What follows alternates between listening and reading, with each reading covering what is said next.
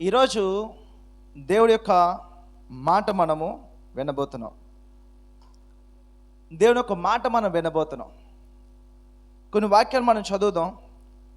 ఆ వాక్యాలు చదివి ఆ వాక్యంలో ఉన్న వివరణ లేకపోతే ఆ వాక్యంలో ఉన్న అర్థాన్ని మనం జ్ఞాపకం చేసుకుందాం.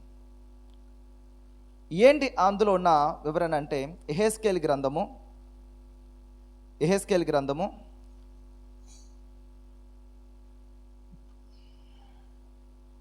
30వ అధ్యాయము 1వ వచనం. యెహెజ్కేలు 30వ అధ్యాయము 1వ వచనం. మరియు యెహోవా వాక్కు నాకు ప్రత్యక్షమై 1-2 ఇలాగు సెలవిచ్చెను, నరపుత్రుడా, సమాచారమెత్తి ప్రవచింపుము. ప్రభువగు యెహోవా సెలవిచ్చినదేమనగా, ఆహా, శ్రమదినము వచ్చనే, అంగలార్చుడి, శ్రమదినము వచ్చనే. నరపుత్రుడా, సమాచారమెత్తి ప్రవచింపుము. ప్రవచించమన్నమాట నోట్ చేసుకోండి. యెహెజ్కేలు గ్రంథము 31వ అధ్యాయము 2వ వచనం.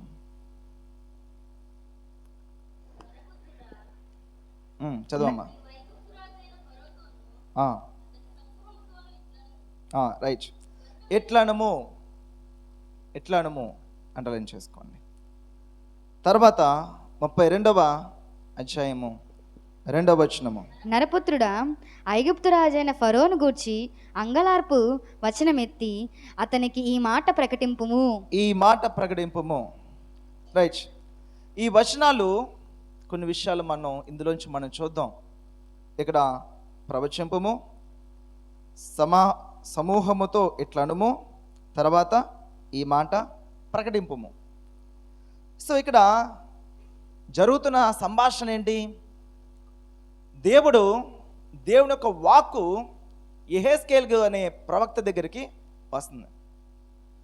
ఆ వాక్కు ఆయన దగ్గరికి వచ్చిన తర్వాత ఆయన మాట్లాడుతున్నాడు, ఇలాగా చెయ్యి, ఇలాగా ప్రవచించు, ఇలాగ వచనమెత్తి చెప్పు, ఇలాగ సెలవెయ్యి అని ప్రభు యొక్క మాట యెహెజ్కేలు దగ్గరికి వస్తుంది.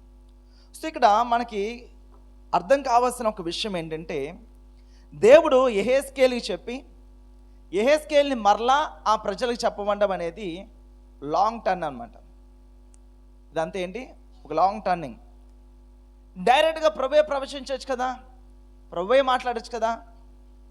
ఇది మొదటి మాట. దేవుడు మాట్లాడుతూ అంటున్నాడు. అందులో కొన్ని భాగాలు విడిగా కనబడుతున్నాయి. అందులో అంటే వేరే విధంగా. పోనీ ఈ మాట చెప్పమన్నాడు, ఇంకో మాట ఆయనే చెప్పడా? లేదు. సెలవిమ్మన్నది అదే మాట ఆయనే చెప్తున్నాడు. ప్రకటించు అనే మాట ఆయనే చెప్తున్నాడు. ప్రవచించు అనే మాట ఆయన ప్రవచించమన్నాడు. అన్నీ యెహెజ్కేలుగా చెప్తున్నాడు. ఏంటి ఇందులో ఉన్న మర్మం ఏంటి? యెహెజ్కేలుతోనే నువ్వు ప్రవచించబయ్యా, నువ్వు సెలవయ్యా, నువ్వు చెప్పవయ్యా, నేను ఇలా చెప్తున్నాను, నేను ఇలా చేయమంటున్నాను, ఇది చేయమంటున్నాను అని ఎందుకు దేవాది దేవుడు యెహెజ్కేలుని ఎదుర్కొంటున్నాడు? ఎందుకు ఆ మాట సెలవిస్తున్నాడు? యెహెజ్కేలు స్పెషల్ ఏం లేదు. అక్కడ స్పెషల్ ఎవరు? దేవుడు ఒక మాట. యెహెజ్కేలు గ్రంథం చదువుతున్నాము, అలాగే యెషయా గ్రంథం చదువుతున్నాము, లేకపోతే మరొక గ్రంథం చదువుతున్నాము. యెహోవా ఇలాగ సెలవిచ్చున్నాడు అని ప్రవక్తలు మాట్లాడుతున్నారు. వై? ఎందుకు? ఇంకొక మాట చదువుకుందాం, చూడండి. Isaiah chapter 6:8. యెషయా గ్రంథము 60వ అధ్యాయం 6వ అధ్యాయము 8వ వచనం. అప్పుడు నేను ఎవని పంపెదను, మా నిమిత్తము ఎవడు పోవునని ప్రభు సెలవీయగా వింటిని. అంతటా నేను చిత్తగించుము, నేనున్నాను, నన్ను పంపుమనగా ఆయన ఇక్కడ ప్రభు ఎదురు చూస్తున్నాడు. నేను ఎవరిని పంపెదను, మా నిమిత్తము ఎవడు పోవనని ప్రభు సెలవేయగా వింటిని. ప్రభు ఇక్కడ అడుగుతున్నాడు, నా నిమిత్తం ఎవరు వెళ్తారు? ఎదురు చూస్తున్నాడు. ఒక పక్క ఎదురు చూస్తున్నాడు. ఎవరు వెళ్తారు అంటే దాని అర్థం ఏంటి? ఎవరు వెళ్తారో తెలియదు ప్రభుకి. ఇక్కడ వాక్యం అయితే ప్రకటించబడుతుంది, కానీ ఇప్పుడు ప్రకటించబడుతున్న ఈ వాక్యానికి ఎవరు లోబడతారంటే ప్రభు కూడా తెలియదు ఆ విషయం. చూసారా? దేవాది దేవుడు, సృష్టికర్త, ఆకాశ మహాకాశాలు పట్టజాలంత దేవుడు, ఆయన మాటకి ఎవరు విధేయత చూపుతారో కూడా తెలియని పరిస్థితుల్లో దేవాది దేవుడు ఉండిపోయాడు. అంటే శక్తి తగ్గిపోయింది అంటారా? ప్రభు చేయలేకపోతున్నా అంటారా? లేకపోతే మనకి సొంత నిర్ణయాలు, సొంత ఉద్దేశాలు, సొంతం అనేది మనకి ఇచ్చేసి ప్రభు అనవసరంగా సొంతం అనేది వీళ్ళకి ఇచ్చేసాను, స్వచ్ఛతం అనేది వీళ్ళకి ఇచ్చేసాను అని ప్రభు బాధపడుతున్నానంటారా? ఒకవేళ అనుకోవచ్చు మనం, జీవమరణాలు నాలుగు వశము అని సామెతల గ్రంథంలో రాయబడి ఉంటుంది. మన 18:21 మనం రాయబడి ఉంటుంది. జీవమరణాలు నాలుగు వశం అని రాయబడదు కదండి. మనం మాట్లాడితే జీవం వస్తుంది కదా, అందుకని ప్రభు మన నోటంట పలికేస్తున్నాడు అండి. మన నోటంట పలికితేనే జీవం వచ్చేస్తే జీవానికే సాదృశ్యమైన వాడు, జీవస్వరూపి అయిన ఆయన మాట జీవంలో ఉండదా? సో ఈరోజు భూమి మీద దేవుడు తన పని చేయుటకు, తన ఉద్దేశాలను పంచుకుంటకు, తన కార్యం జరిగించుటకు భూమి మీద మనుషులను దేవుడు ఎన్నుకుంటున్నాడు. ఆయన చేయడానికి వచ్చి చేయాల్సిన కార్యం ఒకటి ఉంది, ఆయన చెప్పి చేయించాల్సిన కార్యం ఒకటి ఉంది. యేసుక్రీస్తు ప్రభు ఆయన ఈ లోకానికి యెహోవా వాక్కు నాకు ప్రత్యక్షమైందంటే అక్కడ ఎవరు ప్రత్యక్షమయ్యారు? వాక్కు ప్రత్యక్షమైంది. వాక్కు ప్రత్యక్షమవడం అంటే ఎవరండి? యేసుక్రీస్తు ప్రభు అక్కడ ప్రత్యక్షమయ్యారు. యేసు ప్రభు అక్కడ మాట్లాడుతున్నారు. యేసు ప్రభు వాళ్ళు సెలవిస్తున్నారు. వాక్యము శరీరధారియే కృపాసత్య సంపూర్ణుడై మన మధ్య. సో కాబట్టి వాక్యం అంటే ఎవరు? దేవాది దేవుడు. ఆ వాక్యము ఈరోజు మన నోటంట ప్రకటించబడాలి. సో కాబట్టి దేవుడు భూమి మీద తన స్వరముగా ఎవరైతే ఉంటారో, ఎవరైతే ఉండాలని ఇష్టపడుతున్నారో దేవుడు ఎదురు చూస్తున్నాడు. హల్లెలూయా, హల్లెలూయా. ఎవరు నేను దేవుడి స్వరముగా ఈ లోకంలో నేను జీవిస్తాను అని ఎవరైతే ఇష్టపడతారో దేవుడు వారిని వాడుకోవాలని ప్రభు ఇష్టపడుతున్నాడు. సో దేవుడు వాడుకోవడం అంటే ఏదో పరిచర్య గురించి కాదండి. మీ ఇంట్లో మీ దేవుని చిత్తం తెలియాలంటే దేవుడు స్వరం వినేవారు ఒకరు ఉండాలి. ఒకరనేది కనీసము. హల్లెలూయా. సో దేవుడు యొక్క స్వరం విని ప్రభు చిత్తము, అమ్మ కుటుంబంలో ఇది మన కుటుంబం ఇది, అందుకే మన భర్త, భార్య, అమ్మ, నాన్న, అక్క, చెల్లి, తమ్ముడు, ఇదిగో మొదటి వీడు పుట్టాడు, ఎందుకో తెలుసా? ఇదిగో ప్రభు చిత్తం మీద ఉంది, ప్రభు కార్యం మీద ఉంది అని దేవుడి చిత్తాన్ని తెలుసుకొని దాని ప్రకారం చేయగలిగే మనుషుల కోసం ప్రభు ఎదురుతున్నాడు. ఈరోజు ప్రభు ఆలోచిస్తున్నాడు, ఈ భూమి మీద నా స్వరముగా పనిచేసేవారు ఎవరున్నారు, నా స్వరముగా ఉండడానికి ఇష్టపడేవారు ఎవరున్నారని ప్రభు ఎదురు చూస్తున్నాడు. నా నిమిత్తం ఎవరిని పంపెదను, నా నిమిత్తం ఎవరు వెళ్తారు, వెళ్ళి ఏం చేస్తారు? ఆయన ఏదైతే చెప్తున్నాడో నా నిమిత్తం, ఇంకా థర్డ్ పాయింట్ ఏంటి? నా నిమిత్తం ఎవరు మాట్లాడతారు, నా నిమిత్తం ఎవరు నిలబడతారు, నా నిమిత్తం ఎవరు ఆ కార్యం చేస్తారు, నా నిమిత్తం ఎవరు ఈ వస్తువు ఇస్తారు, నా నిమిత్తం అక్కడ సాక్ష్యం ఎవరు చెప్తారు, నా నిమిత్తం దేవుడి రాజ్యం కొరకు ఎవరు నిలబడతారు. ప్రభు ఎదురు చూస్తున్నాడు. ఆయన కార్యం చేయటకు, మనుషులు పంపడానికి కానీ, ఆయన యొక్క స్వరము మనం వినడానికి కానీ మనం ఇష్టపడాలి. కాబట్టి ఈరోజు ఈ భూమి మీద మనము దేవుడు స్వరముగా ఉండడానికి ఇష్టపడితే ప్రభు ఆయన మనతో మాట్లాడడానికి ఇష్టపడుతున్నాడు.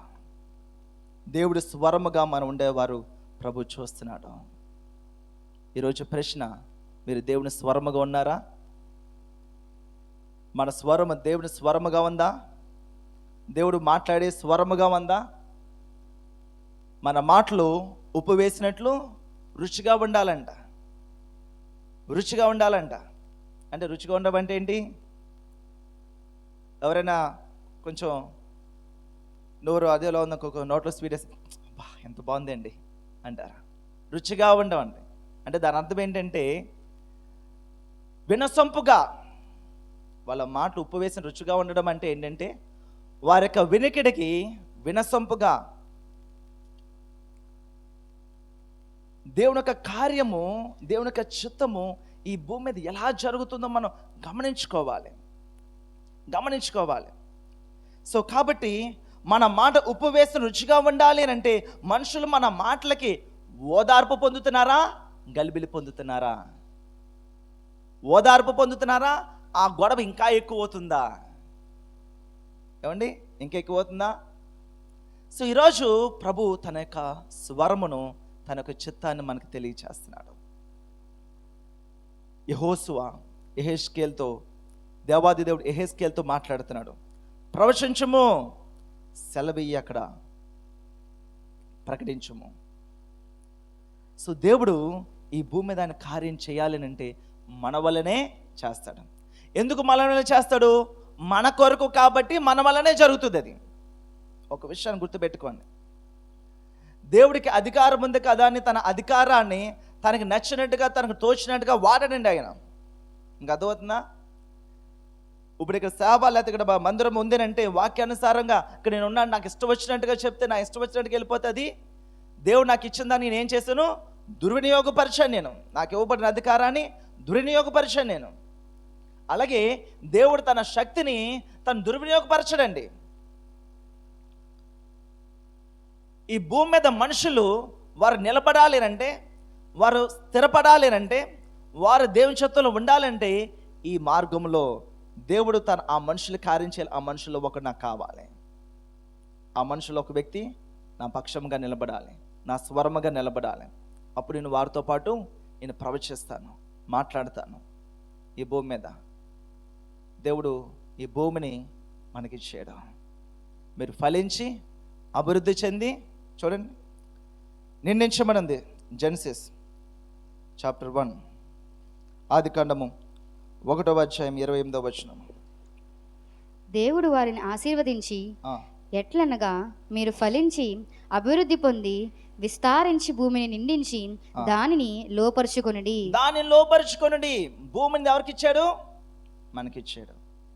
ఈ భూమిని మనం లోపరుచుకోవాలి, మనం మాట్లాడాలి, మనం చేయాలి. పరలోకంలో నేను ఉంటాను, అక్కడ ఏమైనా విషయాలు వచ్చి నేను చూసుకుంటాను. ఇక్కడ నీకే ఇచ్చాను, నువ్వే చూడాలి, నువ్వే మాట్లాడాలి, నువ్వే నిలబడాలి, అక్కడ నువ్వే కార్యం చేయాలి.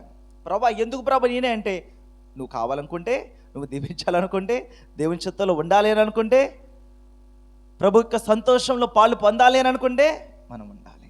ఎందుకంటే ఈ భూమిని దేవుడు మనకిచ్చాడు. ఏదైనా తోట అని మంచిది తోటని దేవుడు మనకిచ్చి అందులో ఏలండి మీరు అని అనుకున్నప్పుడు వారు దేవుడికి అతిక్రమైన క్రియలు వాళ్ళు చేశారు. ఆ పండుని తినడం బట్టి దేవుడికి మనకున్న సంబంధం తెగిపోయింది. అందుకే ఆయన మనిషిగా వస్తేనే మన విడుదల కలుగుదు. కాబట్టి దేవాది దేవుడు కూడా మనిషిగానే వచ్చాడు, ఈ భూమి మీదకి మనిషిగానే వచ్చాడు. మనిషిగా మాట్లాడాలి, మనిషిగానే ఇక్కడ ప్రవచించాలి. అందుకే దేవుడు వాక్కు ఇలాగ ప్రత్యక్షమై, ఇదిగో ఈ మాట ప్రవచించు, పలుకు, మాట్లాడు, వెళ్ళు, చెయ్యి, యెహోవా ఎలా సెలవిస్తున్నాడు, ఈ పని చేయండి అని చెప్తున్నాడు అని ప్రభు అక్కడ ఆ విషయాల్లో, ఆ కుటుంబంలో, ఆ వ్యక్తిని, ఆ ఊరిని ఎన్నుకున్నాడు దేవుడు.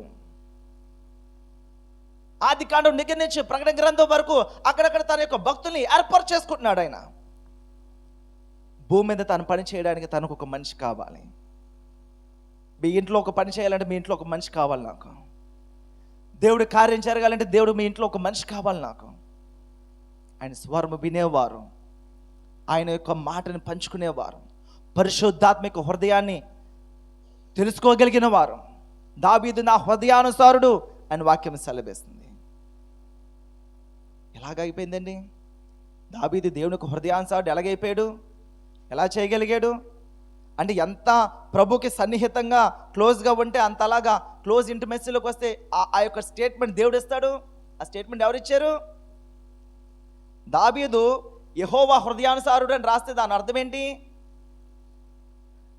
అక్కడ సమూయేలు ప్రవక్త లేకపోతే ఇంకో ప్రవక్త ఇంకోళ్ళు ఎవరో రాస్తున్నారు, దావీదు యెహోవా హృదయానుసారుడు అని ఎవడో భక్తుడు రాస్తున్నాడు. కానీ ఇక్కడ అలా లేదు బైబిల్లో. దావీదు నా హృదయానుసారుడు అని దేవుడే స్టేట్మెంట్ ఇస్తున్నాడు, దేవుడే మాట్లాడుతున్నాడు. దావీదు ఏ పని చేసినా ఆ హృదయంలో ఏదైతే మెదులుతుందో అదే చేస్తున్నాడు వాడు. నా హృదయం తెలిసిన వాడు దావీదు, నా లోటుపాట్లు ఎరిగిన వాడు దావీదు, నా ఇష్టాలు తెలిసిన వాడు దావీదు. కాబట్టి దావీదు నా హృదయం ఏమనుకుంటున్నానో అదే చేస్తున్నాడు అని దేవాది దేవుడే దావీదు కొరకు ఒక స్టేట్మెంట్ ఇస్తున్నాడు. ఈరోజు మన గురించి అటువంటి స్టేట్మెంట్ ప్రభు మాట్లాడగలరా? దేవుని యొక్క హృదయాన్ని తెలుసుకునేవారుగా, ప్రభు యొక్క మాటను పంచుకునేవారుగా. ఒక విషయాన్ని గుర్తుపెట్టుకోండి, దేవుడు మిమ్మల్ని బట్టే మీ కుటుంబాన్ని దీవిస్తాడు, మిమ్మల్ని బట్టే మీ కుటుంబాన్ని ఆస్వాదిస్తాడు. మీ మాటలే మీ జీవితం మీద పనిచేస్తాయి. ఈరోజు ఈ వాక్యం అంతటి కూడా సారాంశం ఏంటంటే, దేవుడు తన వాక్ ఇచ్చేసాడు. ఇదిగో అక్కడ యెహోవా ఒక వాక్కు, ఇదిగో వాక్కు. ఈ వాక్కుని మీ కుటుంబాల మీద ఎలా పంచుకుంటారో పంచుకోండి, ఎలా ప్రవచిస్తారో ప్రవచించుకోండి, ఎలాగ ఈ మాటలు ఉచ్చరిస్తారో ఉచ్చరించండి. బైబిల్లో వాగ్దానాలు మనం ఉచ్చరించాలి. మనం తెలియడం వేరు, ఆ మాట ఉచ్చరించాలి, నమ్మాలి, అర్థం చేసుకోవాలి. ఎప్పుడైతే మనం అర్థం చేసుకుంటామో ఆ సత్యం మన లోపలికి వెళ్ళిందనమాట. అంటే మన స్పిరిట్లో అది పట్టుకోబడింది అనమాట. నాలెడ్జ్ అనేది ఉపయోగపడదు. బైబిల్లో ఆది కానీ ప్రకటన గ్రంథం వరకు వచనం కళ్ళు మూసుకొని వల్లించవచ్చు, వాటి వల్ల ఉపయోగం ఉండదు. బైబిల్ నాలెడ్జ్ వల్ల మనకు దమ్మడే ఉపయోగం లేదు. ఆ బైబిల్ నాలెడ్జ్లోంచి మన హృదయం లోపలికి ఏదైతే లోపలికి వెళుతుందో అది ఆ వాక్యం మనకు అర్థమైనట్టు, ఏదైతే మనకు అర్థమవుతుందో దాని ప్రకారం మనం చేయడానికి ప్రయత్నం చేస్తాం. మనం తెలిసిందే కదా చేస్తాం. చేయగలవా? ఈ విషయం నాకు తెలియదండి, నాకు చెప్పని అని అడుగుతాం. తెలియాలంటే అది వాక్యంలోంచో, సేవకుల నుంచో, విశ్వాసుల దగ్గర నుంచో అది మనం నేర్చుకొని దాని ప్రకారం మనము. సో కాబట్టి దేవుడు ఏదైనా కార్యం జరగాలి అంటే ప్రభు ఏం చేస్తున్నాడు? మనము ఎవరికి వారికి ఒక ప్రశ్న వేసుకోవాలి. నేను దేవుడి స్వరముగా నేను నా కుటుంబంలో, నేను నా జీవితంలో నేను ఉంటున్నానా? ప్రభు స్వరముగా ఉంటున్నానా?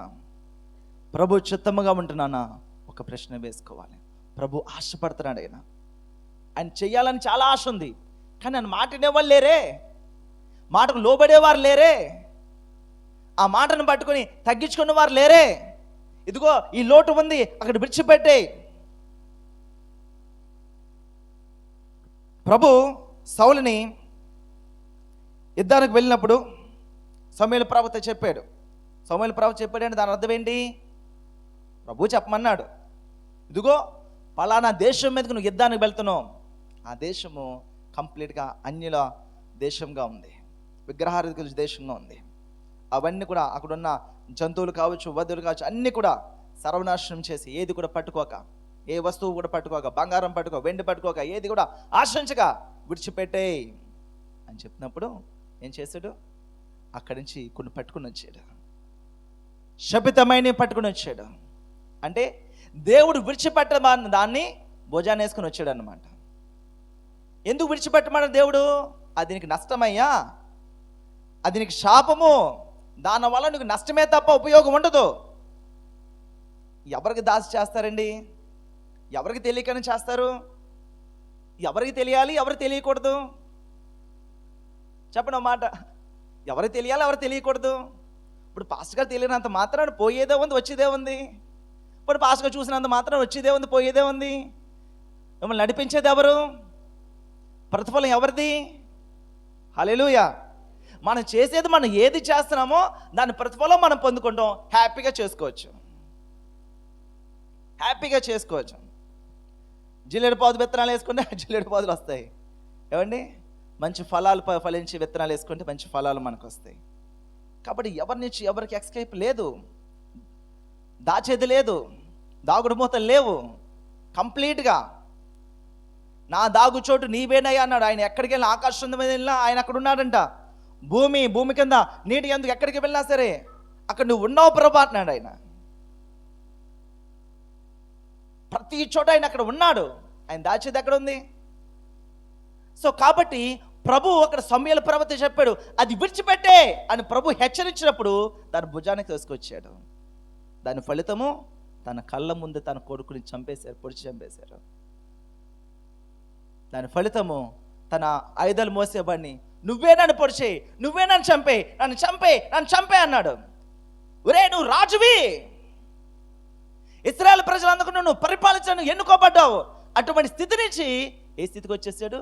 నన్ను చంపేరా, శత్రువు చేత చావడం ఎందుకు, ఆయుధాలు మోసి నన్ను చంపే అంటే ఆడే చంపేశాడు. దాన్ని కుక్కచావు అంటారు. ఒక రాజు అంతటి వాడు దిక్కులేని వాడుగా చనిపోయాడు. తన వెనుకున్నది యెహోవా దేవుడు, ఆ పేరుని, ఆయనకు నామాన్ని అవమానపరిచి కించపరిచి శత్రువులు అదుగో జీవం గల దేవుడి సైన్యం అంటారు కదా, ఆ సైన్యం ఇప్పుడు ఆ కాళ్ళ కింద ఉన్నారు అని నవ్వేటట్టుగా చేశాడు. కొంతమంది చేసే పనులు దానికి వచ్చే ప్రతిఫలం ఉందో చూడండి. దాన్ని ఏమంటారంటే సిలువండి. నా జీవితంలో సిలువ వెలుబడి చేస్తుందండి. శ్రమలు, భయంకరమైన శ్రమలు, ఇబ్బందులండి అంటారు. ఉతిదే వేసే వేషాలని వీలేసే వేషాలే. ప్రభువుని బాధపెట్టి వాక్య విరుద్ధంగా చేసి అది చేయడం దానికి వచ్చే ప్రతిఫలం అని చూడు. దానికి ఏమంటారు బోర్డు? సిలువ శ్రమలండి. ఇవన్నీ కూడా తట్టుకోవాలి, నిలబడాలి. పాస్టర్ గారు ప్రార్థించాను, తట్టుకునేలా ప్రార్థించాను. చేస్తున్నాం, ఏమన్నది ఎందుకు? ప్రార్థన చేయడానికే సుమా. పాస్టర్ గారు ప్రార్థన చేసేంత మాత్రాన్ని మీకు అన్నీ వచ్చేస్తాయి అనుకోకండి. వాక్యానుసారంగా పాస్టర్ గారు, వాక్యానుసారంగా ప్రసంగము, వాక్యానుసారంగా దాని తగిన జీవితము మనకు ఉంటేనే అది మనం ఫలిస్తుంది. అది లేకపోయినా మనం ఎక్కడ కూడా ఫలింపు ఉండదు. విషయం అయితే తెలుస్తుంది కానీ దాని యొక్క పొందుకోలేము దాని యొక్క ప్రతిఫలాన్ని. సో ఈరోజు ఇక్కడ యెహెజ్కేలు దగ్గర మాట్లాడుతున్నాడు ప్రభు. యెహెజ్కేలు దగ్గర మాట్లాడుతూ ఒక మాట చూడండి ఒకసారి. యెహెజ్కేలు గ్రంథము 37వ అధ్యాయము 3-4 వచనాలు. ఇక్కడ ఎవరు చెప్తున్నారు ఇవన్నీ కూడా? ప్రభు అడుగుతున్నాడు, నరపుత్రుడా, ఎండిపోయిన ఈ ఎముకలు బ్రతకగలవా అని నన్ను అడగగా, యెహెజ్కేలు మాట్లాడుతున్నాడు. ప్రభు అడుగుతున్నాడు. ఏమడుగుతుంది తెలుసండి? నరపుత్రుడా అని పిలుస్తున్నాడు. ఎండిపోయిన ఈ ఎముకలు మరలా జీవం కలిగి బతకగలవా అని అడుగుతున్నాడు ప్రభు. అప్పుడు ఈయనేమన్నానంట, ప్రభా అది నీకే తెలియను, ప్రభా యెహోవా అది నీకే తెలియని అంటిని మాట్లాడుతున్నాడు. చూడండి, ఎండిన ఎముకల అనుభవం,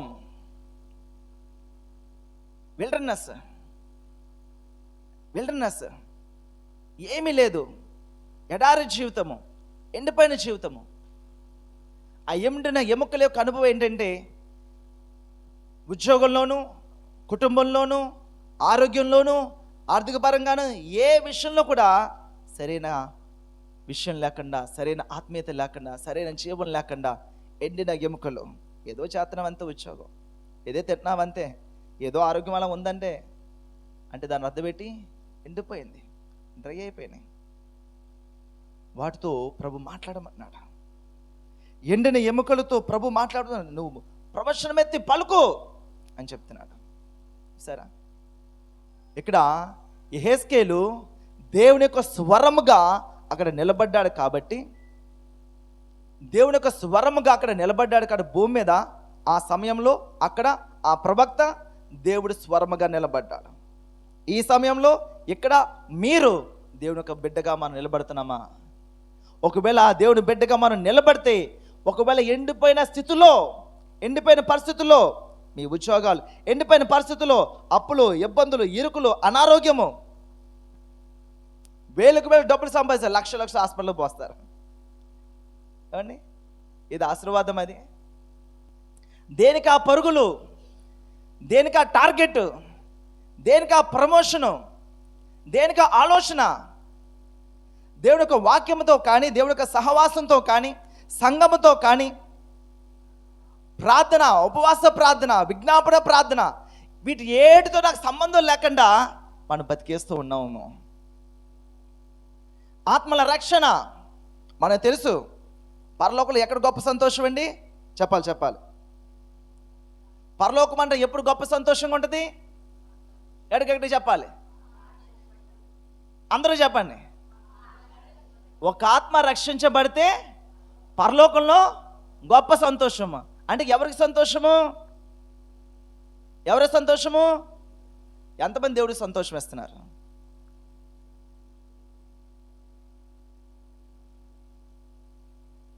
ఏమండి, మనకి ఏ పూట కొదువు లేకుండా మొక్కతో సహా ప్రభు ఇస్తున్నాడు.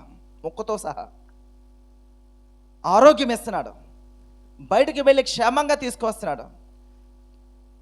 తల్లులు వాళ్ళ పిల్లలు, వాళ్ళ చదువులు, మళ్ళీ వాళ్ళు పెద్ద అవుతారు, మళ్ళీ వాళ్ళకి పెళ్ళిళ్ళు, మళ్ళీ పెళ్ళాక మళ్ళీ వాళ్ళ పిల్లలు, మళ్ళీ వాళ్ళు పెద్ద అవుతారు. అన్ని తరతరాలు బట్టి నడిపిస్తున్నాడు. దేవుడికి ఎంతమంది సంతోషం ఇస్తున్నారు? ఒక్క ఆత్మ రక్షించబడితే పరలోకులు గొప్ప సంతోషం అని అంటే దేవుని సంతోషపరిచే ఒక ఛాన్స్ నాకు దొరికింది అన్నప్పుడు ఆత్మల కోసం ఎలా పరిగెట్టాలండి? పాస్టర్ గారు, నేను పరిగెట్టి రావడానికి టైం సరిపోవట్లేదని నాకు అంటారు చాలామంది. ఏమండి, గట్టిగా కాలు చాపితే ఇల్లు దొరికేద్ది. అందరూ మన ఫ్యామిలీ కాబట్టి మాట్లాడుతున్నాను. ఏమండి, దేవుడు ఈ విషయంలో ప్రభు సంతోషిస్తాడు. ఇంకా దేని విషయంలో ప్రభు సంతోషించడండి? దేని విషయంలో కూడా. యేసు ప్రభు దృష్టి అంతా కూడా హృదయం, మనసు. వాడు నాతో ఎలాగున్నాడు? యేసు ప్రభు సమరయ స్త్రీతో మాట్లాడుతున్నప్పుడు, వారు పెదవులతో నన్ను ఆరాధించుతున్నారే కానీ వారి హృదయం నాకు దూరంగా ఉంది. దేన్ని బట్టి ప్రభు సంతోషిస్తాడు? దేన్ని బట్టి ప్రభు సంతోషిస్తాడు? ఒక ఆత్మ రక్షించబడితే పరలోకంలో గొప్ప సంతోషం కదా. ఈ ఛాన్స్ దొరికింది. అయితే ఒక ఆత్మ పట్టుకుంటే ప్రభు సంతోషిస్తాడా? అంతే. చూడు, వెళ్తున్నారా అలాగా? ఒక ఆత్మ పట్టుకోవడానికి ప్రయాసపడుతున్నామా? ఆలోచిస్తున్నామా? ఏమండి, మనం ప్రభు యొక్క హృదయాన్ని ఇంకెప్పుడు పంచుకుంటాం? యెహోవా వాక్కు మీ దగ్గర రావాలంటే ఆయన మనసును పంచుకోకపోతే, ఆయన యొక్క భారాన్ని పంచుకోకపోతే, ఆయన రాజ్యంలో మనం కూడా ఒక చేయి వేయకపోతే ఎలాగ తెలుస్తుంది? అది ఎలాగ తెలుస్తుందండి? ఒక విషయాన్ని జాగ్రత్త గుర్తుపెట్టుకోండి. మా స్టూడెంట్కి ఒక 100 రూపాయలు ఇచ్చాను అనుకుందాం. ఏమండి, ఆ 100 రూపాయలు ఏం చేస్తుంది అనుకున్నాం? తను బాగా వాడుకుంటుంది, మంచిగా ఖర్చు పెట్టుకుంటుంది. ఆ దారిని ఎవరో కొంచెం పేదవారు వచ్చారు, ఎవరికో ఉపయోగపడలేదు, ఆవిడే ఖర్చు పెట్టేసింది. సరే డబ్బులు తక్కువ ఉన్నాయేమో అనుకొని 20 రూపాయలు ఇచ్చాను. ముందు ఎంత ఇచ్చాను? 100 రూపాయలు ఇచ్చాను. తర్వాత ఎంత ఇచ్చాను? 1000 రూపాయలు ఇచ్చాను. ఆ 1000 రూపాయలు కూడా పట్టుకొని ఆవిడే తినేస్తుంది, ఆవిడే సంపాదించుకుంటుంది, ఆవిడే దాచుకుంటుంది. ఆ పక్కన ఒక పేదవారు ఉన్నారు, ఆ పక్కన ధనం లేని వారు ఉన్నారు, ఆ పక్కన కొంచెం అవస్థలు ఉన్నవారు ఉన్నారు. ఎవరికీ ఉపయోగం లేదు. ఓహో, ఇంకా తక్కువైపోయినాయా? అయితే 10,000 ఇస్తానని చెప్పి 10,000 ఇచ్చాను. Same rotation. ఆవిడ తినే వరకు తినేస్తుంది, భోజనం విషయంలో అప్డేట్ అయ్యింది, వస్త్రాల విషయంలో అప్డేట్ అయ్యింది, ఇల్లు విషయంలో అప్డేట్ అయ్యింది. కానీ ఎవరికీ ఉపయోగం లేదు. ఓహో, ఇంకా తక్కువ అయిపోయిందా? పోనీ 10 లక్షలు ఇస్తాను. Same position. ఏమైంది? ఇంట్లో అప్డేట్ అయ్యింది, వస్త్రాల్లో అప్డేట్ అయ్యింది, ఎవరికీ ఉపయోగం లేదు, దేనికి ఉపయోగం లేదు. ఓహో, ఈవిడికి ఇవ్వడం వేస్ట్, ఈవిడి వల్ల నాకు దమ్ముడు ఉపయోగం లేదు. ఏం చేస్తాడు ప్రభు? తీసేస్తాడు. తీసేసి ఏం చేస్తాడు? ఇంకో మా స్టూడెంట్ ఉన్నాడు ఇక్కడ కూడా. ఒక 100 రూపాయలు ఇచ్చామనుకుందాం. ఏమండి, వాళ్ళు ఒక 50 రూపాయలు తిన్నది అనుకుందాం. ఒక 50 రూపాయలు ఎవరికైనా మనకి అవసరం వచ్చింది. ఓహో, బాగుంది. ఇంకో 1000 రూపాయలు ఇచ్చామనుకుందాం. ఒక 800 తిన్నాను అనుకుందాం. 200 ఉపయోగపడుతుంది, పర్లేదు. ఓకే, 10,000 ఇచ్చామనుకుందాం. ఓహో, 3-4 వేలు ప్రభుకి ఉపయోగపడుతుంది. ఓహో, ఈమెకి ఇవ్వడం వల్ల ఏమవుతుంది? అనేక మందికి సహాయం అందుతుంది, ఆయన నామం ప్రకటించబడుతుంది, ఆయన నామం హెచ్చించబడుతుంది, ఆమె వల్ల అనేక మంది దీవించబడుతున్నారు. ఈమె దీవించడం వల్ల అనేక మంది ఉపయోగకరంగా ఉంది. అయితే నేను ఈమెనే దీవిస్తాను, ఎందుకంటే ఈమె వల్ల అనేక మంది ఉపయోగం వస్తుంది, అనేక మంది మేలు పొందుతున్నారు. అతను ఈమెను దీవిస్తాను, మరలా దీవిస్తాను, ఇంకా దీవిస్తాను, పట్టణంత విస్తార రాష్ట్రంలో దీవిస్తాను అంటాడు ప్రభు. నశించిన వాటిని వెతకి రక్షించుటకు మనిషి కుమారుడు ఈ లోకానికి వచ్చాడు. ఈ బైబిల్ ఓవరాల్ కంటెంట్, సారాంశాన్ని మనం పట్టుకోవాలి. అయ్యో, నేను దీవించబడట్లేదు, నాకు శ్రమ రావట్లేదు, లేకపోతే నాకు ఇబ్బంది, ఇబ్బంది నుంచి నేను బయటికి రాలేకపోతున్నాను, నీ శ్రమ నుంచి బయట రాలేకపోతున్నాను. ఓ బోరని ఏడవడం కాదు. సత్యం అంటే మనం తెలుసుకోవాలి. ఎప్పుడైతే సత్యం మనం తెలుసుకున్నామో మనం స్వతంత్రం అయిపోతాం. మనమందరూ దీవించబడాలని అనుకుంటున్నాడు ప్రభు. మనమందరి జీవితాలు గొప్ప గొప్ప కార్యాలు జరగాలనుకుంటున్నాడు ప్రభు. మన జీవితంలో ఏదైనా అవసరతగా ఉన్నా, భవిష్యత్తులో ఏదైనా కావాలన్నా ప్రవచించేది ప్రభు యొక్క స్వరమే, సహాయపడేది ప్రభు యొక్క స్వరమే, మాట ఎత్తి చెప్పేది ప్రభు యొక్క స్వరమే. ఇప్పుడు ఆ స్వరముగా మనం లేకపోతే ఎక్కడి నుంచి మన దీవెన వస్తుంది? ఆలోచించండి. సో ఈరోజు దేవుని యొక్క స్వరముగా ఉండడానికి ఎంతమంది ఇష్టపడుతున్నారు? ప్రభు ఎదురు చూస్తున్నాడు. ప్రభు ఎదురు చూస్తున్నాడు. ప్రభు ఎదురు చూస్తున్నాడు. దేవుని స్వరం నేను చాలాసార్లు చెప్తుంటాను కదా, 2 కౌంటర్లు అంట. ఒక కౌంటర్, ఆ కౌంటర్ బోర్డు ఏంటంటే టేబుల్ వేసారు, కూర్చున్నారు. ఈ కౌంటర్ బోర్డు ఏంటంటే అద్భుతాలు, స్వస్థతలు, మహత్కార్యాలు, సూచక్రియలు, దీవెన అమ్మడి దీవెన, అద్భుతం అద్భుతాలు అని ఒక బోర్డు పెట్టారు. పరిగెట్టండి రా అని అందరూ పరిగెడుతున్నారు అక్కడికి. ఎక్కడికి? స్వస్థతల కొరకు, అద్భుతాల కొరకు, దీవెన కొరకు. అప్పులు తీరాలి, ఇల్లు కట్టబడాలి, ఇంకోటి రావాలి, ప్రమోషన్ రావాలి, ఇంకోటి జరగాలి అన్ని దీనికి ఎగ్గబడుతున్నారు. అబ్బో దేవదూతలు అందరూ కూడా బాబు లైన్ కట్టండి అందరికీ ఉన్నాయి దీవెనలు. కిక్కిడిసిపోతున్నారంట. ఇటు పక్క ఇంకో కౌంటర్ ఉందంట. ఆ కౌంటర్ బోర్డు ఏంటంటే యేసు వలె జీవించే వారి కొరకు అని బోర్డు ఉందంట. ఈయన ఖాళీగా కూర్చుని ఈగలు దొరుకుతున్నాడంట. పెద్దగా పని లేదంట ఆయనకి. అక్కడక్కడ కూడా వస్తున్నాడంట. వావ్ వెరీ గుడ్ అని పేరు రాస్తున్నాడు. గో తీసుకో. అక్కడక్కడ వస్తున్నాడు. పెద్దగా పని లేదండి ఆయనకి. ఎక్కడేమో కిక్కిసిపోతున్నాడు జనాలు. దేని కొరకు? అద్భుతాల కొరకు, స్వస్థతల కొరకు, దీవెన కొరకు, ఆశీర్వాదం కొరకు. మహిమమ్మడి మహిమ, ఆశీర్వాదం తరతరాలకి, యుగాలకి. హల్లెలూయా. తరతరాలకి, యుగాలకి ఎగబడుతున్నారంట. క్రీస్తు వలె జీవించడానికి ఇష్టపడలేని వారు అంటే వాళ్ళు దేని కొరకు వస్తున్నట్టు? ప్రభు కొరకు రావట్లేదండి. ప్రభువుని నమ్ముకుంటే బోల్డ్ మళ్ళీ బెనిఫిట్స్ ఉన్నాయన్నమాట. ఇప్పుడు బయట కొన్ని క్యాస్ట్ల గురించి మాట్లాడతారు. క్యాస్ట్ నాకు చిరాకని, బట్ మీకు అర్థం అవ్వాలని కొన్ని విషయాలు చెప్తాను. పలానా క్యాస్ట్, ఈ క్యాస్ట్లో మంచి బెనిఫిట్స్ ఉన్నాయి అని అంటే కొంతమంది ఏం చేస్తారంటే వాళ్ళ పిల్లల క్యాస్ట్లో రాజు చేసుకుని అందరూ వాళ్ళు నిలబడి ఆ బెనిఫిట్స్ అన్ని పొందుతారనమాట. పలానా క్యాస్ట్ అంటే మంచి బెనిఫిట్స్ ఉన్నాయి. పలానా జాబు, ఒకవేళ మిలిటరీ అటువంటి జాబ్ అనుకోండి, ఆ జాబ్ అంటే పిల్లల స్కూల్ ఫ్రీ, హాస్పిటల్ ఖర్చులు ఫ్రీ, ట్రాన్స్పోర్ట్ ఫ్రీ, ఇండియాలో ఎక్కడికైనా సరే ఫ్రీగా వెళ్ళచ్చు. వారు, భర్త, భార్య, పిల్లలు అందరూ ఫ్రీగా వెళ్ళచ్చు. ఇన్ని బెనిఫిట్స్ కాబట్టి ఆ జాబ్కి వెళ్తాను. సో ఇప్పుడు జీసస్, హల్లెలూయా, వీరు నమ్ముకుంటే ఏముంది, జీసస్ నమ్ముకుంటే ఏముంది? కమాన్ కాంపిటీషన్. ఎన్నో బెనిఫిట్స్ ఫ్రీ. హాస్పిటల్కి వచ్చి లేవు, హాస్పిటల్ దగ్గరికి వెళ్తే నూనె రాసి ప్రార్థన చేస్తారు, పోద్ది. హాస్పిటల్కి వచ్చి లేవు ఏమండి, ఎగ్జామ్లో పాసులు, ఇంకొకటి. దేవుడితో పెద్ద పని లేదు మనకి అన్నీ ఏం కావాలి? ఏం తిన్నామా, ఏం ధరించుకున్నామా, ఎలాగున్నామా అంటే ఎక్కడ జరుగుతాయి ఇవన్నీ కూడా? ప్రాస్పరిటీ ఆఫ్ గాస్పెల్ అంటే అండి, ప్రాస్పరిటీ ఆఫ్ గాస్పెల్ ఏంటి? దీని అర్థం ఏంటంటే వాళ్ళ యొక్క వాక్యం అంతా కూడా ఎలాగ అభివృద్ధి చెందుతో, మీ వ్యాపారం ఎలా అభివృద్ధి చెందుద్ది, ప్రమోషన్ ఎలా రావాలి, ఎలా దీవించబడతావు. మనం దీవించబడాలని ప్రభు ఉద్దేశమే, మనం ధనవంతులు ఉండాలని ప్రభు ఉద్దేశమే. కానీ అదే మాటలో, అదే ఆలోచనతో ప్రాస్పరిటీ ఆఫ్ గాస్పెల్ అనేసి ఇప్పుడు భయంకరంగా ప్రపంచమంతా కలుషితమైపోయిందండి. ఇది ప్రపంచమంతా కలుషితమైపోయింది. ఎక్కడికి వెళ్ళాము, చిన్న జాబ్ ఉండేది, తర్వాత అక్కడికి వెళ్ళిన తర్వాత ఏం చేసి పాస్టర్ గారు ప్రార్థన చేస్తారు, ప్రమోషన్ వచ్చింది. నాకు 20,000 రూపాయలు వచ్చేది, పాస్టర్ గారు ప్రార్థన చేస్తారు, 50,000 రూపాయలు అయింది. ఇక్కడికి వచ్చాను, పాస్టర్ గారు అన్న చిన్న వ్యాపారం ఉండేది, నాకు ఇప్పుడు లక్షల రూపాయల వ్యాపారం వస్తుంది. ప్రాస్పరిటీ ఆఫ్ గాస్పెల్ అది. అక్కడ దేవుడి వైపుగా చూసేవారు లేరు, దేవుడి ప్రేమ అక్కడ కనిపించదు. దయ, కరుణ, క్రీస్తు వలె జీవించాలి, విధేయత కలిగి ఉండాలి, మనస్సాక్షి ప్రకారం జీవించాలి. వీటితో పెద్ద పని లేదు వాళ్ళతోటి. అటువంటి వారుగా దేవుడు తన హృదయాన్ని పంచుకునేది.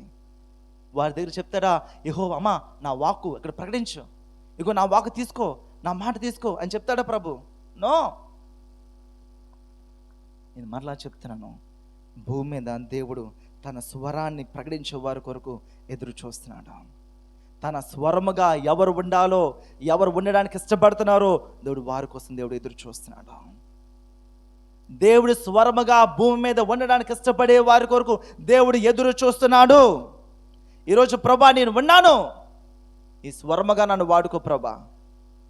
చాలా తగ్గించుకోవాలమ్మా, నన్ను వాడుకో ప్రభా. చాలా తిడుతుంటారు, అన్ను నోరు మూసి కూర్చోవాలమ్మా, నన్ను వాడుకోవాలి ప్రభా.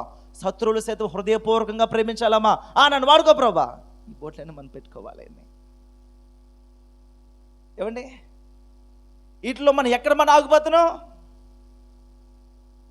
నాతో మాటలు సరిగ్గా మాట్లాడితే మరి తేడా వచ్చిందో ఇంకొక యాంగిల్, జాగ్రత్త. నాలుగు ఇంకోటి తీసుకురాక బయటికి. వాడు వచ్చాడంటే ఎవడాడు అంటే వేషధారణ అన్నమాట. ఒకవేళ అది నిజమైతే ఇది వేషధారణ, ఒకవేళ ఇది నిజమైతే అది వేషధారణ అని వాళ్ళతో జాగ్రత్తగా ఉండాలి. ఒక మాట అన్నామంటే ఇంకొకలాగా ఉంటుంది. జాగ్రత్తగా ఉండాలంటే అలా జాగ్రత్త మెయింటైన్ చేస్తుండాలి. మనుషులు మిమ్మల్ని గద్దించడానికి భయపడుతున్నారంటే మీరు నష్టంలోకి వెళ్ళిపోతున్నారు. గుర్తుపెట్టుకోండి.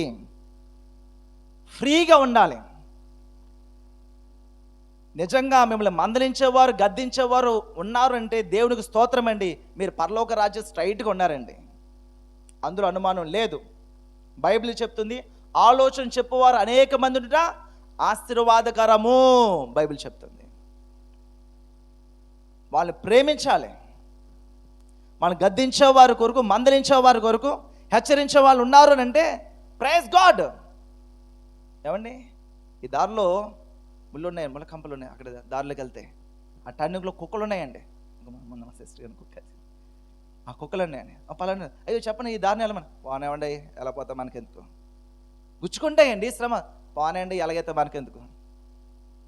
మీరు ఎలాగెళ్ళిపోయినా ఎవడు మాట్లాడట్లేదు, ఎవడు మేము మాట్లాడట్లేదు, హెచ్చరించట్లేదు, సరి చేయట్లేదు అనుకోకండి, ఎక్కడికెళ్తున్నట్టు స్ట్రైట్గా నరకానికి వెళ్ళిపోతుంది మీ జీవితం. గుర్తుపెట్టుకోండి. ఎవరి స్థితిలో వారు, ఏ స్థితిలో వారు, ప్రతి ఒక్కరు కూడా దేవుడి వాక్యాన్ని విధేయత చూపి ప్రతి హెచ్చరిక పట్టుకోవాలి. కొన్ని విషయాలు పాస్టర్గా చెప్తుంటారు, పెద్ద పాస్టర్గా చెప్తుంటారు కొన్ని విషయాలు. బాబు ఇలాగ ఉండాలి, ఎలాగ టైం ఇలాగ ఉండాలి, ఇలా చేయాలి, ఇలా చేయాలి. నేను వెంట ఉంటే మాటలు చెప్తూ ఉంటాను. నేను ప్రసంగం చేస్తున్నాను కదా, మీకు చదువు రాదు కదా, నో, చాలా విషయాలు చెప్తుంటారు నాకు. నేను వెంబడిస్తున్నాను. ఇప్పుడున్న పాస్టర్ గారు కావచ్చు, నేను వింటాను, నేర్చుకుంటాను. నాకు తెలియని విషయాన్ని నాకు తెలియదు అంటాను. నాన్న ఈ విషయం చేయాలి, ఈ విషయం ఏం చేయాలి, ఇది ఎలాగా అని ఇలా చదువుకోడు, ఇలా చదువుకోడు. Okay, go head. నేను పర్ఫెక్ట్ అని చెప్పట్లేదు, నేను పర్ఫెక్ట్లోకి నేను వెళ్ళడానికి ప్రయత్నం చేస్తున్నాను. నా చుట్టూ మనుషులు అలాగ ఉన్నారు. ఆ మనుషులందరూ కూడా నన్ను హెచ్చరించే, బలపరిచేవారు అందరూ కూడా. సో ఈరోజు యెహోవా వాక్కు ఇలాగ సెలవిచ్చున్నాడు అని మీ దగ్గరికి ప్రభు వాక్కు రావాలి అంటే ఆ ప్రభు వాక్కు వచ్చే విధంగా మన ఆత్మీయ జీవితం మన కట్టబడుతుందా, కట్టబడడం లేదా? ఈ భూమి మీద దేవుడు స్వరముగా ఎంతమంది ఉండాలని ఇష్టపడుతున్నారు? నేను దేవుడు స్వరముగా ఉండాలి అనుకుంటానండి, నేను దేవుడు స్వరముగా ఉంటానండి అని ఎంతమంది తీర్మానం చేసుకుంటున్నారు?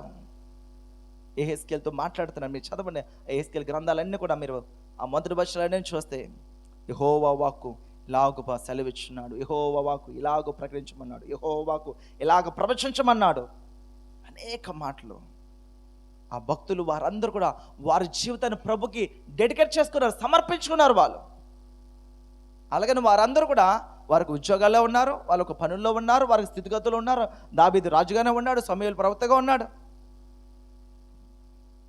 ఈరోజు దేవుడి స్వరంగా మనం ఉండామనుకుంటున్నామా? దేవుడి స్వరంగా ఉండాలని ఇష్టపడుతున్నామా? ఆలోచించండి. మన మందిరానికి వచ్చిన ప్రధానమైన గురేంటి? మీ గురేంటి? ఇక్కడికి వచ్చారు, మీ గురేంటి చెప్పండి. మీ మనస్సాక్షి మీరు చెప్పుకోండి. ఇప్పుడు మీరు ఇక్కడికి వచ్చారు, మీ గురేంటమ్మా? నీ ఉద్దేశమే ఇక్కడికి వచ్చి కూర్చున్నావు.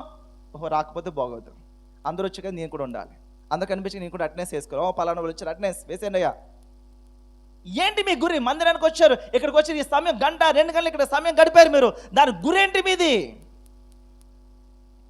ఈరోజు ప్రభు దగ్గరికి వచ్చి ప్రభువుతో మాట్లాడకుండా, ప్రభు స్వరం వినకుండా, ప్రభు చేత మనం సంధించబడకుండా, ఎస్ ప్రభా ఇది ఈ స్థితిలో ఉన్నాను, ఇంకా నేను ఎదగాలి, ఇంకా నేను మారాలి, ఇంకా నీ సన్నిధికి దగ్గరికి రావాలి, నీ స్వరం వినబడుతుంది, ఓకే ప్రభా వినబడలేదు, ప్రభా వినబడాలి, ఏదో ఒకటి జరగాలి,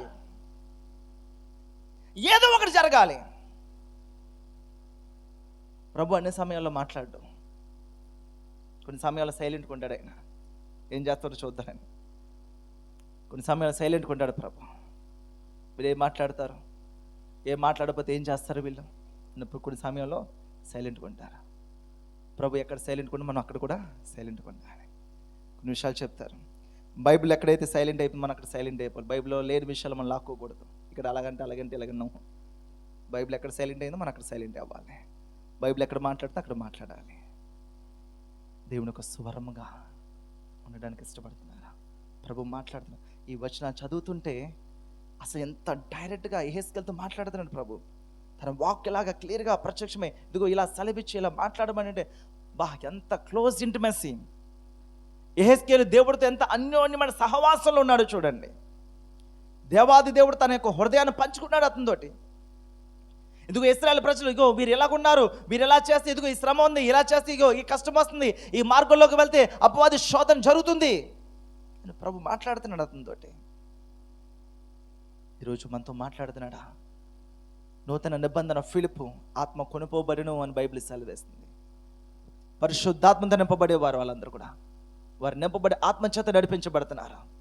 పరిశుద్ధాత్మ నడిపిస్తుంది. ఇదిగో ఫ్రంట్కి వెళ్ళు, అదిగో లెఫ్ట్కి వెళ్ళు, అక్కడికి వెళ్ళు, వారితో మాట్లాడు, వీరితో సాక్ష్యం ఇయ్యి, వీళ్ళని తీసుకురా, వీళ్ళ దగ్గరికి వెళ్ళు అని పరిశుద్ధాత్మ నడిపిస్తున్న వాళ్ళు నడిచేస్తున్నారు. వాళ్ళు పేదల దగ్గర వచ్చారు కొంతమంది, వారు ఆస్తులు అమ్ముకొని అపోస్తుల పాదాల దగ్గర పడుతున్నారంట. సేవ జరగాలి, పరిచయం జరగాలని చాలా మంది చేస్తున్నారు. అమ్మో వాళ్ళు చేస్తారా, అమ్మో వీళ్ళు చేస్తారా, అయితే నేను చేస్తాను అని ఒకరు వచ్చారు. ఎవరండి వాళ్ళు? దేవుడి చేత గొప్ప మెప్పును పొందవలసిన వారు భయంకరమైన శాపాన్ని పొందారు. ఏమండి?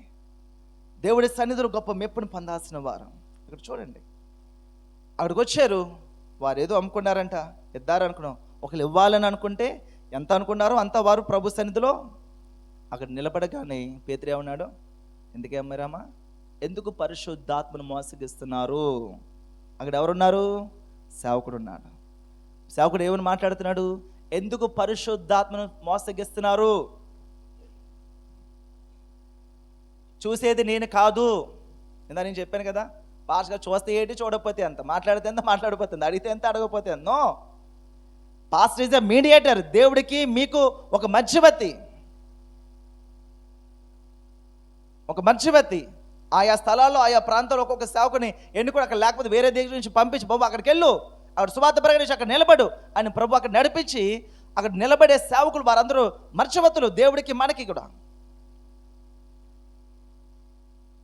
మొత్తం చేసేదెవరు? దేవుడు, పరిశుద్ధాత్మ దేవుడు. అతని కార్యమే. అక్కడికొచ్చి మాట్లాడుతున్నారు, ఎందుకు పరిశుద్ధాత్మను మోసగిస్తున్నారు మీరు, శోధిస్తున్నారు, పరిశుద్ధాత్మను శోధిస్తున్నారు మీరు. అక్కడే పడి చనిపోయాడు భర్త. అలా కుప్పకూలిపోయాడు అంతే. 3 గంటల వ్యవధిలో భార్య వచ్చింది. తెలీదు భర్త ఎక్కడికి వెళ్ళాడు అనుకుంది పాపం. అయ్యా పాస్టర్ గారు ఆయన చాలా శుభ్రం చేసుకొని కళ్ళు పెద్ద చేసుకొని, మరి పాస్టర్ గారికి ఆఫరింగ్ ఇచ్చా కదా, మరి దానం ఇచ్చా కదా, మరి వచ్చారంట. అమ్మా ఎందుకైనా అమ్మారండి? ఎందుకే అమ్మామండి? మా ఆయనకి రాలేదా? ఎందుకే అమ్మాను? పరిశుద్ధాత్మను మోసగించుకు మీరు ఎందుకు ఏకీభవించారు? గుర్తుపెట్టుకోండి. ఎందుకు ఏకీభవించారు? గుర్తుపెట్టుకోండి. భర్త ఉన్న భార్యను కొన్ని విషయాల్లో సరిచేయాలి, భార్య ఉన్నది కొన్ని విషయాల్లో భర్తను సరిచేయాలి.